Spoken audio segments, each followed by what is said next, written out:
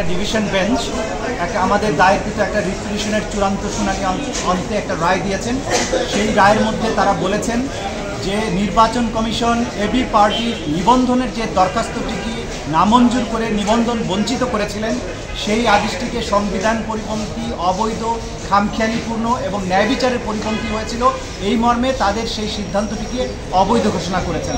একই সাথে আদালত বাংলাদেশের নির্বাচন কমিশনকে নির্দেশ দিয়েছেন অবিলম্বে আমার বাংলাদেশ পার্টি বা এবি পার্টিকে নির্বাচন কমিশনের অধীনে একটা রাজনৈতিক দল হিসেবে নিবন্ধন প্রদানের জন্য নির্দেশ প্রদান করেছেন। এটা হচ্ছে মোটা দাগের আদেশ। এটা কোনো টাইম উল্লেখ না করে বলেছেন ফোর্থউইথ, মানে হচ্ছে এখন থেকে জাজমেন্টটা পাওয়া মাত্র এবি পার্টিকে এই নিবন্ধনটা দেওয়ার জন্য নির্দেশ দিয়েছেন হাইকোর্ট ডিভিশন। আপনারা জানেন যে নির্বাচন কমিশন গত নির্বাচনের আগে রাজনৈতিক দলসমূহকে যারা নিবন্ধন পেতে আগ্রহী তাদেরকে নিবন্ধনের জন্য আবেদন করার জন্য একটা সার্কুলার ইস্যু করেছিল। সেই সার্কুলারের ভিত্তিতে বাংলাদেশের অনেক রাজনৈতিক দল ইলেকশন কমিশনের আন্ডারে নিবন্ধন পাওয়ার জন্য দরখাস্ত করেছিল। তার মধ্যে আমার বাংলাদেশ পার্টিও সেখানে দরখাস্ত করেছিল। ৯৩টি রাজনৈতিক দল সেখানে তালিকাভুক্ত হয়েছিল দরখাস্ত যারা করেছিল নিবন্ধন প্রাপ্তির জন্য।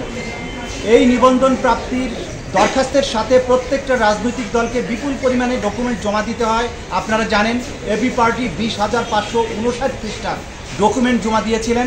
কারণ ওই ডকুমেন্টের মধ্যে পার্টির গঠনতন্ত্র, কেন্দ্রীয়, জেলা, থানা, উপজেলা কমিটির তালিকা, সমর্থকদের ভোটার তালিকা সহ এগুলো দাখিল করতে হয়েছিল। সেগুলো দাখিল করার পরে নির্বাচন কমিশন যাচাই বাছাই করে প্রাথমিকভাবে যাচাই করে যাদেরকে সঠিক পেয়েছিল এরকম ১২টি দলের তালিকা তারা প্রস্তুত করে। এই ১২টি দলের মধ্যে এবি পার্টি তালিকায় ১ নম্বরে অবস্থান করেছিল, যেটা ডেইলি স্টার পত্রিকাও নিউজ করেছিল। ইলেকশন কমিশনও তাদের প্রেস কনফারেন্সের মাধ্যমে এটা স্বীকার করেছিলেন। পরবর্তীতে এই ১২টি দলের আবেদনের ভিত্তিতে তারা মাঠ পর্যায়ে তদন্ত করেছিলেন। যদিও আইনে মাঠ পর্যায়ে তদন্তের কোনো বিধান ছিল না, তারপরেও তারা প্র্যাকটিক্যালি এবি পার্টির কেন্দ্রীয় অফিস থেকে শুরু করে মাঠ পর্যায়ের সকল অফিস পরিদর্শন করেছেন। এই কাজগুলো করতে গিয়ে তারা বেআইনি কাজও করেছেন। যেমন কোনো সদস্য বা ভোটার যারা আছে তাদেরকে রাতের বেলা পুলিশ দিয়ে ফোন দিয়ে বলেছে আপনি কি এবি পার্টি করেন। তো ওই সময়ে স্বৈর শাসকের সময়ে পুলিশ যখন ফোন করে ভয়ের চোটে অনেক মানুষ তখন বলেছে না ভাই আমি তো রাজনীতি করি না।